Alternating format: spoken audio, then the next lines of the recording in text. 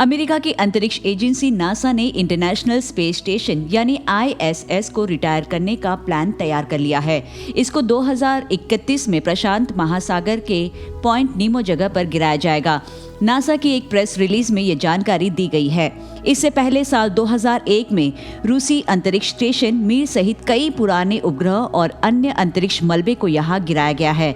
NASA ने एक बड़ी घोषणा करते हुए कहा कि अगले 3 दशकों के बाद भविष्य की अंतरिक्ष यात्राओं के संचालन का काम निजी क्षेत्र संभालेगा और नासा इस बदलाव में अपना सहयोग करता रहेगा।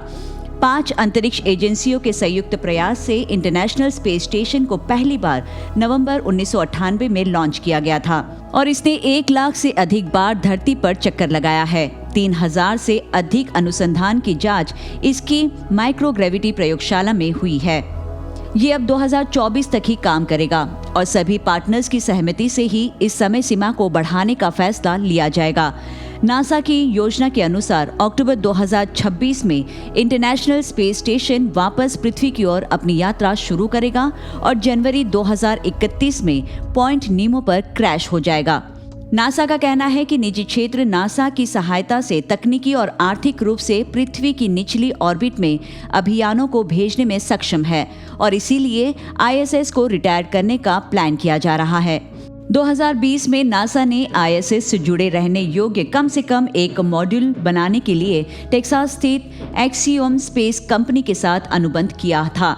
ये उम्मीद की जा रही है कि ISS के रिटायर्ड होने के पहले ये नई परियोजनाएं कम से कम आंशिक संचालन में होगी।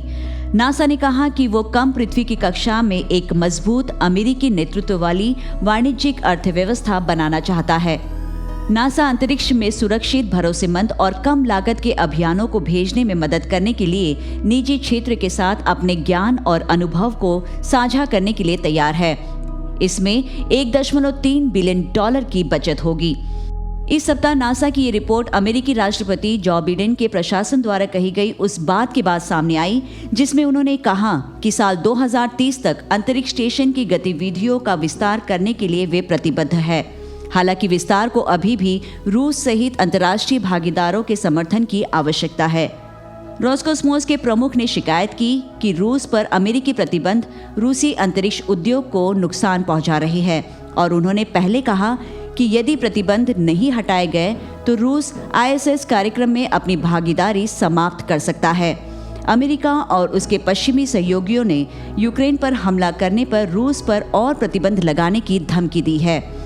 यानी हमेशा की तरह इस बार भी राजनीति, विज्ञान और विकास को नुकसान पहुंचाएगी।